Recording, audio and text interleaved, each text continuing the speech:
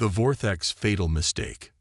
When alien soldiers discover why humans are the deadliest warriors in the universe, the war room of the Vorthak flagship Domination's Edge hummed with the low vibration of advanced technology. Commander Zethkar stood before a massive holographic display, his four arms crossed behind his chitinous back as he studied the tactical information floating before him. His species had conquered 47 star systems in the past century, and each victory had been swift, decisive, and absolute. Today's briefing concerned their newest target, a species that called themselves humans. The intelligence reports are consistent, Commander reported his aide, a younger Vorthak whose carapace still bore the bright colors of youth. These humans have spread to only 12 systems in the past 2 centuries. Their expansion rate is remarkably slow compared to other spacefaring species we've encountered. Zethkar's mandibles clicked in what passed for amusement among his people. The hologram shifted to show intercepted human communications, and he watched with growing contempt as the recordings played. Humans crying. Humans laughing. Humans showing what the Vorthak database classified as excessive emotional responses to basic stimuli. Look at them. Zethkar gestured with one of his secondary arms. They waste energy on these feelings. They form attachments to individuals rather than serving the collective. Their military records show they actually retreat when faced with superior odds rather than dying with honor. Warrior Prime Gorthak, Zethkar's most trusted lieutenant, stepped forward. His scarred carapace told the story of dozens of successful campaigns. Commander, should we not study them further before engagement? Their technology appears more advanced than their expansion rate would suggest. Bah! Zethkar's primary arms slammed against the console. Advanced technology means nothing without the will to use it properly. These humans have shown us exactly what they are through their own communications. Weak, sentimental, inefficient. The holographic display shifted again, showing the human colony of Kepler 442 bits, a mining world with approximately 50,000 inhabitants. It would serve as the perfect testing ground for Vorthak's superiority.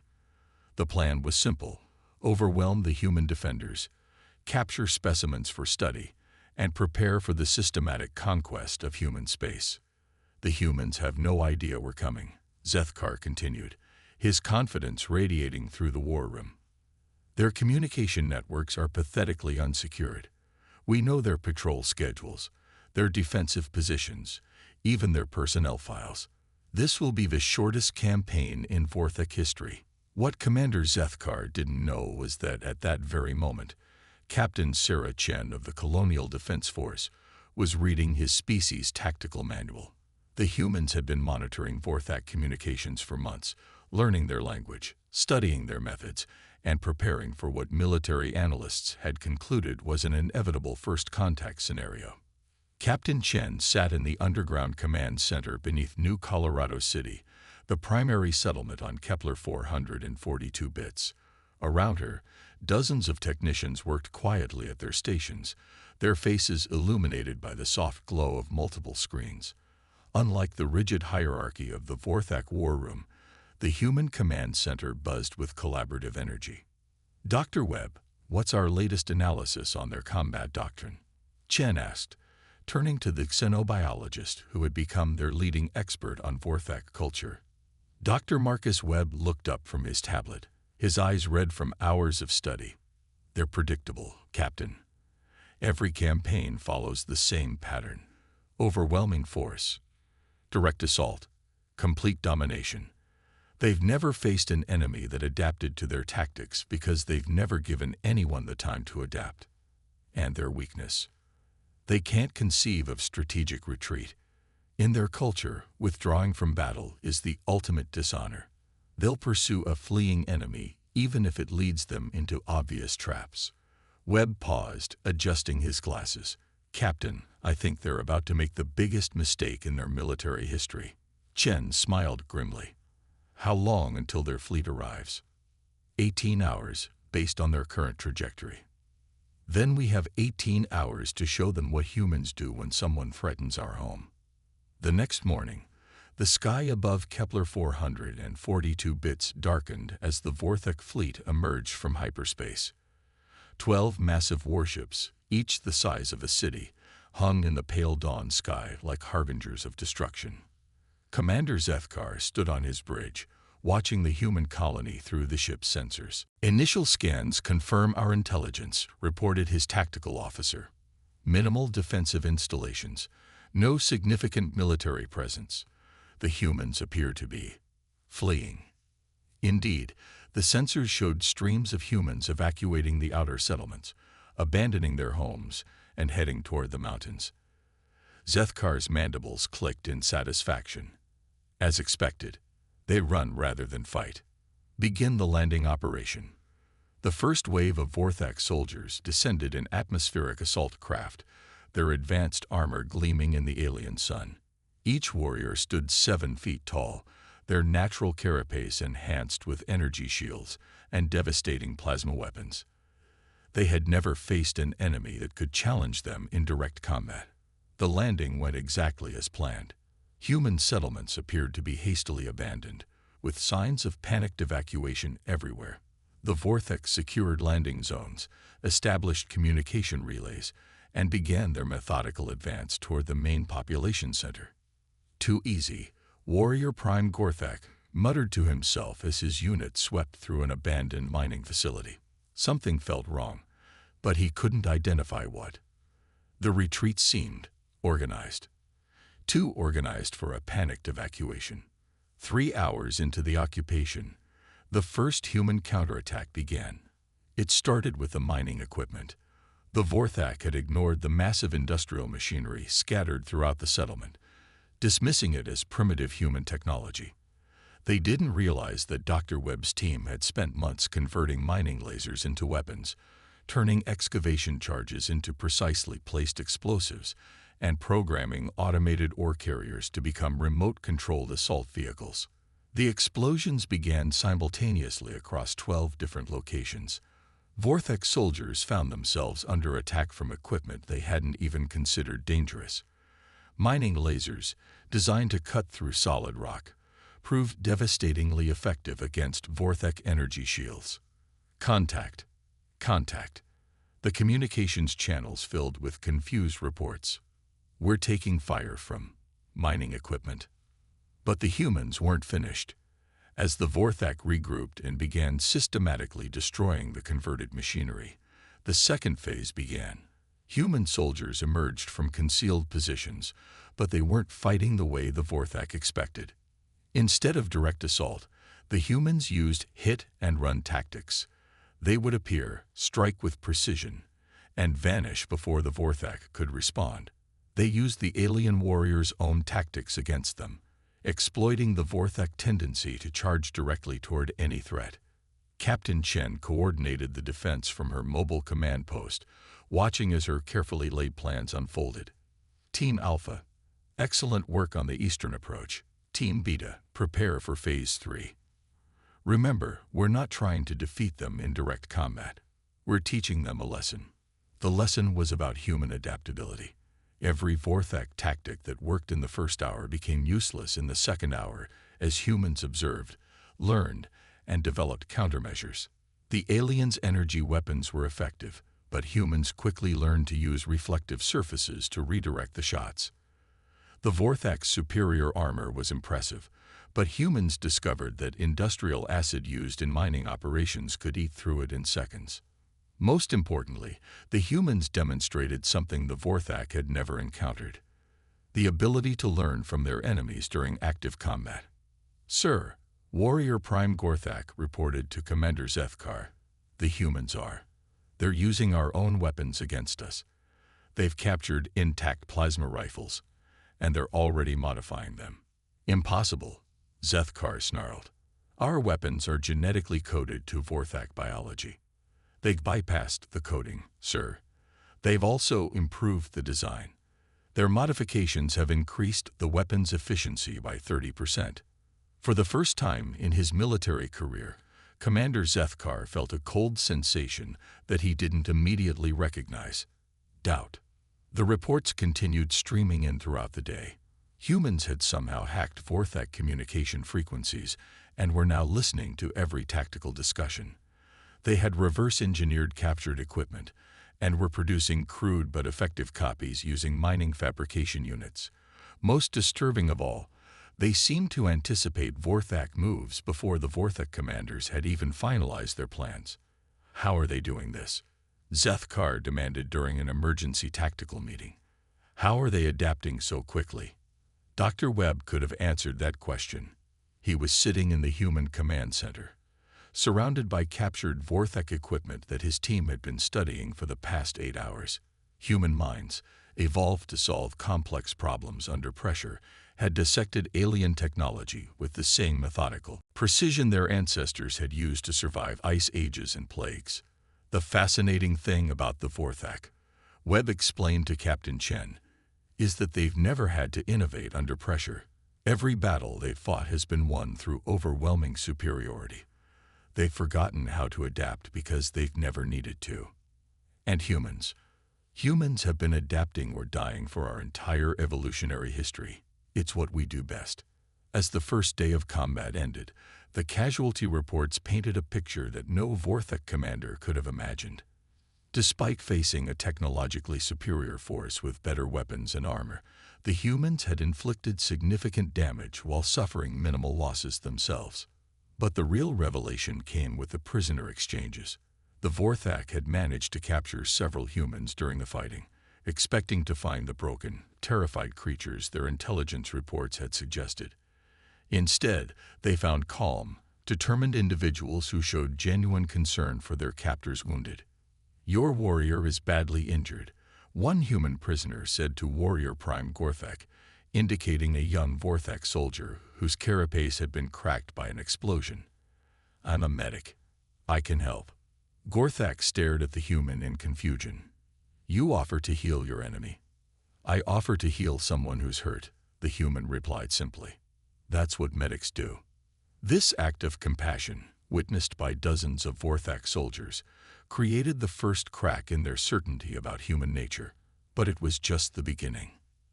As night fell on Kepler 442 bits, Commander Zethkar made a decision that would haunt him for the rest of his life. Frustrated by the day's unexpected resistance, he ordered his fleet to target the human civilian evacuation sites in the mountains. "If we cannot break their military through conventional means," he declared, "we will break their spirit by targeting what they seek to protect." The order went out across all Vorthak frequencies. What Zethkar didn't know was that the humans had been monitoring those frequencies since before the first landing. Captain Chen received the intercepted communications in her command bunker and felt something shift inside her. The alien invaders weren't content with military conquest. They were targeting families, children, elderly civilians who had done nothing but try to survive. She activated the colony-wide communication system, her voice reaching every human defender on the planet. "All units, this is command. The enemy has just made their biggest mistake. They've chosen to threaten our families. You know what that means." Across the planet, human defenders heard those words and felt the same shift that Chen had experienced. Up until that moment, they had been fighting a defensive action, trying to minimize casualties while demonstrating human capabilities. Now they were angry. The second day of the Battle of Kepler 442 bits would be remembered throughout the galaxy as the day an entire alien empire learned why humans were considered the most dangerous species in known space. But that story belongs to part 2 of this tale. As the alien night deepened and both sides prepared for the coming dawn, Warrior Prime Gorthak stood at his post and wondered if perhaps they had made a terrible error in judgment. The humans weren't behaving like any enemy the Vorthak had ever faced. They adapted, they learned, they fought with a creativity that seemed impossible. And now, for reasons he couldn't understand, every human on the planet felt more dangerous than they had the day before. The last transmission Commander Zethkar received that night came from an unexpected source: the human medic who had treated the wounded Vorthak soldier. "Commander Zethkar," the message began, "this is Dr. Sarah Martinez, Colonial Medical Corps. Your wounded soldier is going to recover fully. We've treated him with the same care we give our own people because that's who we are. But I need you to understand something. You just threatened our children. Tomorrow, you're going to learn why that was the worst tactical decision in your species' history." The message ended, leaving the Vorthek war room in stunned silence. Outside, the alien stars wheeled overhead, and two species prepared for a battle that would change the course of galactic history forever. The human storm unleash. When alien soldiers discover why humans are the deadliest warriors in the universe, dawn broke over Kepler 442 bits with an eerie silence that made Warrior Prime Gorthek's carapace itch with unease. The human resistance had gone completely quiet during the night hours, and his decades of military experience told him this was not a good sign. In his species' history of conquest, enemies became quiet for only two reasons. They were preparing to surrender, or they were preparing something terrible. Commander Zethkar, however, remained confident as he reviewed the morning briefings aboard his flagship. "Status report," he commanded, his four arms moving across multiple control surfaces simultaneously. "Sir, all ground units report ready for the final push," his tactical officer responded. "The human evacuation sites have been located and marked for bombardment. Their military resistance appears to have ceased during the night." "Excellent. Begin orbital bombardment of the civilian targets.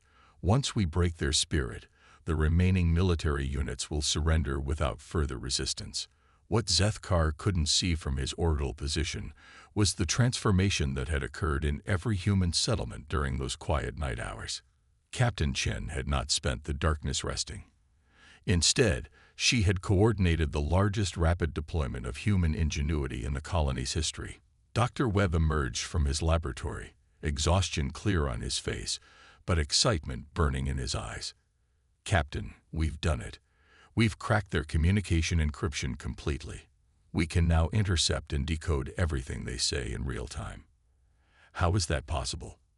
"Our best cryptographers estimated it would take months." Webb smiled grimly. "We used their own cultural rigidity against them. Vorthek military communication follows such strict patterns that once we understood their syntax, the encryption became predictable.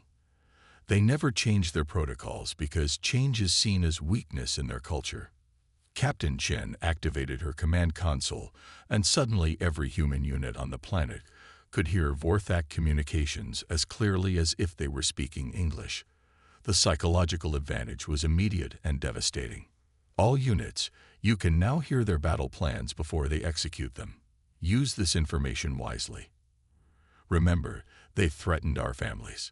Show them what humans do to anyone who threatens our children." The first sign that something had changed came when the Vorthek ground forces began their morning advance. Every ambush they had planned was countered before they could execute it. Every tactical maneuver was anticipated and neutralized. It was as if the humans could read their minds. "Sir," Warrior Prime Gorthak reported with growing alarm, "they're anticipating our every move. It's impossible." Through the intercepted communications, Captain Chen heard Zethkar's response. "Impossible. They're primitives with barely 2 centuries of space travel. Continue the assault. Their luck cannot hold." But it wasn't luck, and the Vorthak were about to learn that lesson in the most painful way possible. The humans had spent the night doing what humans did best, adapting and improving. The mining equipment they had converted into weapons the previous day had been upgraded overnight with salvaged Vorthek technology. The result was a fusion of human creativity and alien engineering that neither species had imagined possible. Mining lasers that had been effective against Vorthek shields were now devastating against Vorthek armor. Excavation explosives had been enhanced with Vorthek plasma technology to create weapons that could level entire buildings. Most impressively, the humans had reverse-engineered Vorthek medical technology and were now healing their wounded faster than the aliens could inflict casualties. "This is impossible," Gorthek muttered as he watched human soldiers who had been severely injured the day before return to combat fully healed. Their medical technology was primitive. How are they regenerating tissue damage in hours instead of weeks? Dr. Martinez, the human medic who had treated the wounded Vortex soldier, could have explained that human medical advancement had always been driven by necessity. When your species spent millennia fighting diseases, disasters, and each other, you learned to heal quickly or you died. The Vortex medical technology had simply provided the final piece of a puzzle humans had been working on for generations. But the real shock came when the orbital bombardment began. Commander Zethkar had targeted the mountain evacuation sites where human civilians had supposedly taken shelter. The massive energy beams lanced down from orbit, striking with enough force to level mountains. But instead of screams and panic, the Vorthak detected something that made their blood run cold. Laughter. The humans had not only anticipated the orbital bombardment, they had prepared for it.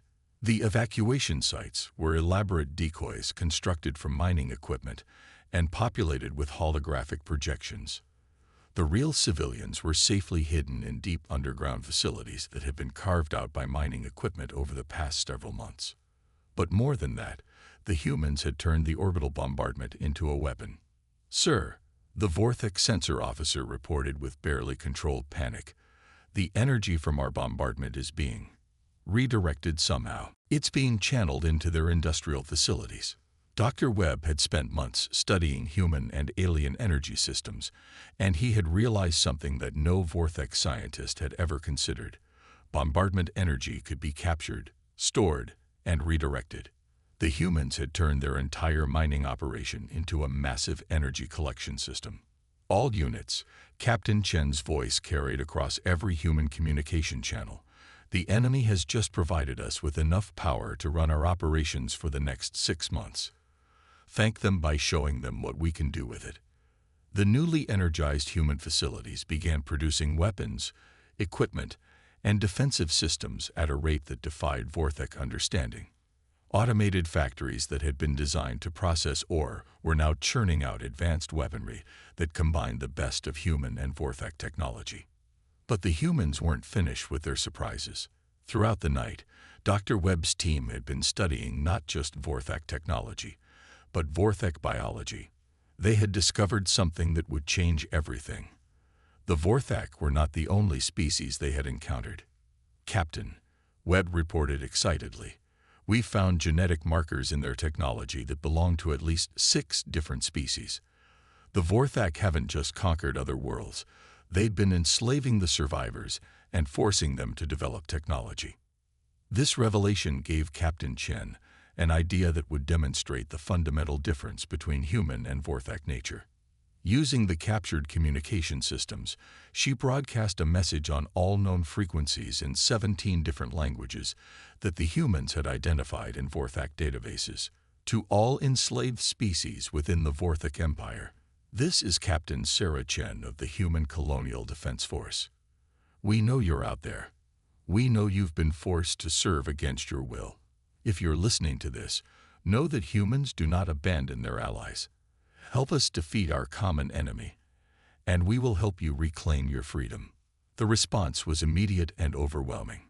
Across the Vortex fleet, systems began failing as enslaved technicians from dozens of conquered species realized they had allies.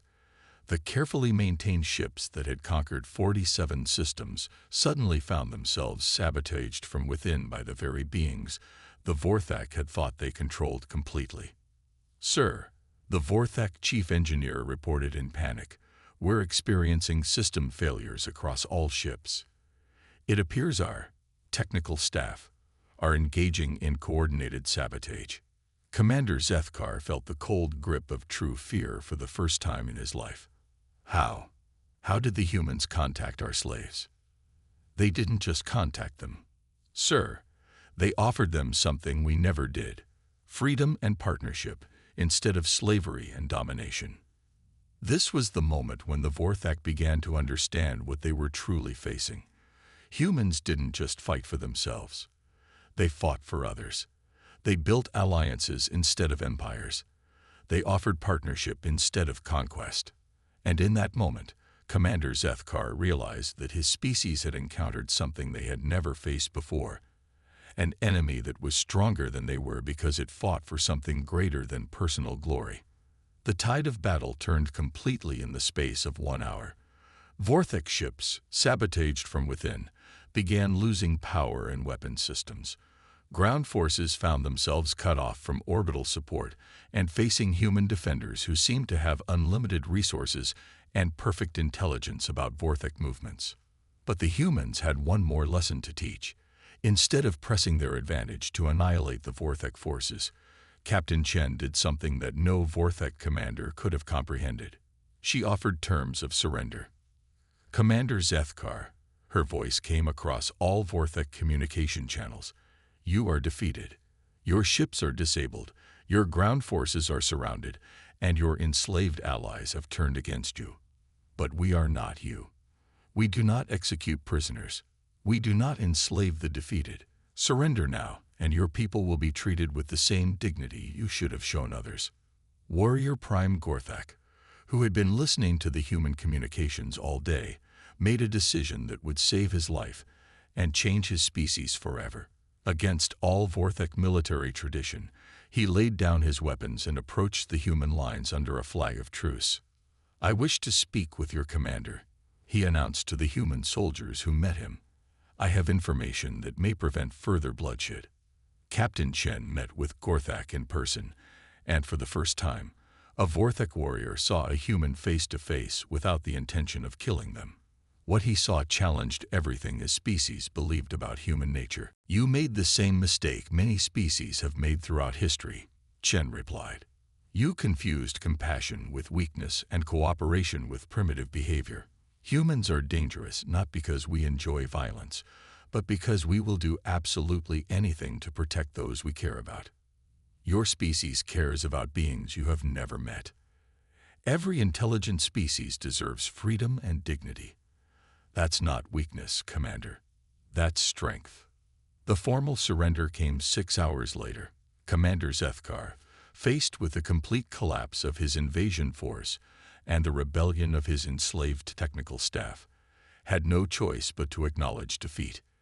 But the story didn't end with surrender. True to their word, the humans treated their Vorthek prisoners with dignity and medical care. The wounded were healed using the same advanced medical techniques that had kept human casualties minimal.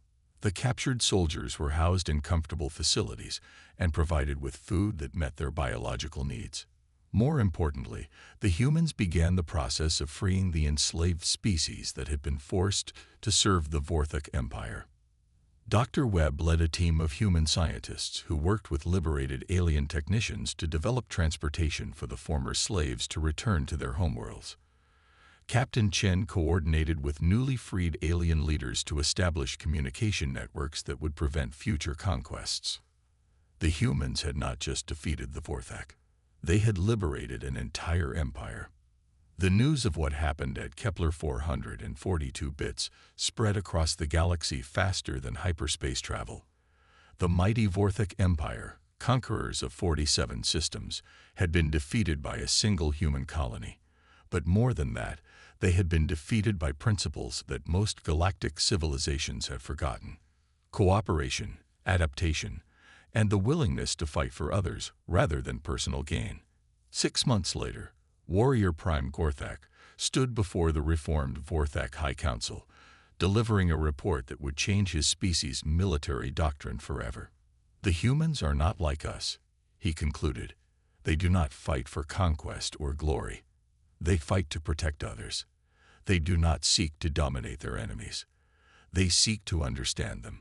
They do not view war as the solution to problems. They view war as the last resort when all other options have failed. And what is your recommendation, Warrior Prime? Gorthak's scared carapace reflected the chamber's lights as he spoke words that no Vorthak had ever uttered in their military history. We should learn from them. The humans have shown us that there is strength in cooperation, wisdom in compassion, and victory in protecting others rather than conquering them. The Vorthek High Council issued the first avoid at all costs designation in their military history. But it wasn't issued out of fear. It was issued out of respect. Humanity had taught the galaxy a lesson that would echo through the ages. The deadliest warriors are not those who fight for conquest, but those who fight for others. The most dangerous enemies are not those with the strongest weapons, but those with the strongest principles. And sometimes, the greatest victory is not defeating your enemy, but showing them a better way to live. The humans of Kepler 442 bits returned to their mining operations, but they were no longer alone. Former Vortex slaves, now free beings, chose to stay and help build a new kind of colony. Other species, hearing about what had happened, came to learn from the humans who had achieved the impossible. They had won a war by making allies of their enemies. Captain Sarah Chen, promoted to admiral after the battle, established the first Galactic Cooperation Council in human space. Dr. Webb became the first human ambassador to former Vorthak territories. Dr. Martinez founded the first interspecies medical exchange program.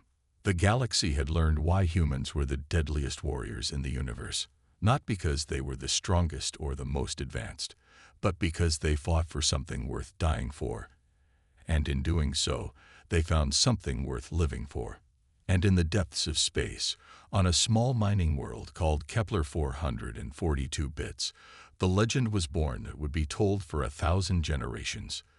The day the humans showed the galaxy that the greatest strength comes not from the ability to destroy, but from the wisdom to build something better from the ruins of what came before.